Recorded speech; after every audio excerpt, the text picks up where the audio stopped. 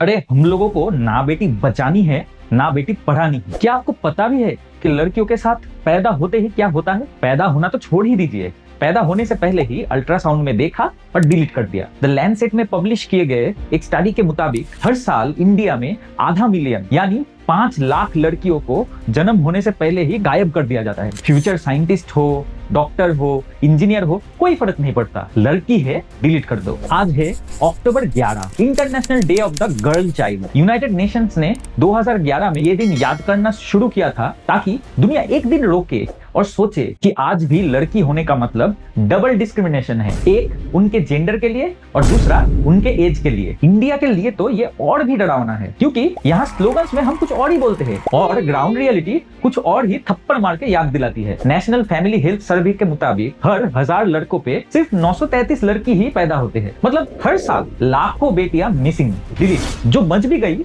उनमें भी 59% लड़कियां एनीमिक होती है। लगभग 40% लड़कियां क्लास 10 से पहले ही स्कूल छोड़ देती है क्योंकि या तो स्कूल दूर है, या तो स्कूल में टॉयलेट्स नहीं है, या रास्ते पे जाते हुए हैरेसमेंट होता है, या घर के लोग कह देते हैं पढ़ लिख कर कौन सा मेडल घर ले आना है। और पूरे देश में अभी भी 23.3% लड़कियों की शादी 18 साल की उम्र से पहले ही कर दी जाती है। मतलब गरीबी, इज्जत, पूरा बोझ उन्हीं के ऊपर होता है ना, तो घर से निकाल दो। अभी तक जो भी बोला वो तो कुछ भी नहीं। नेशनल क्राइम रिकॉर्ड ब्यूरो का 2023 का रिपोर्ट है ये। एक साल में 1,77,335 बच्चों के खिलाफ क्राइम्स रिपोर्ट किए गए हैं। इनमें से 40,000 से ज्यादा पेनिट्रेटिव सेक्सुअल असॉल्ट था और 97% केसेस में ये असॉल्ट किसी अनजान आदमी ने नहीं किया था, घर वाले, रिश्तेदार या फिर पड़ोसियों ने किया था। मतलब लड़कियों के लिए डेंजर सिर्फ बाहर नहीं, घर के अंदर है। लेकिन अगर इंडिपेंडेंस के बाद भी ये सब हो रहा है तो हम क्या कर रहे हैं? बेटी बचाओ बेटी पढ़ाओ के बोर्ड के नीचे सेल्फी ले रहे हैं। वही स्कीम जिसके बारे में मल्टीपल रिपोर्ट्स कहते हैं कि इसके आधे से ज्यादा फंडिंग को सिर्फ पीआर कैंपेन में यूज किया गया है। मतलब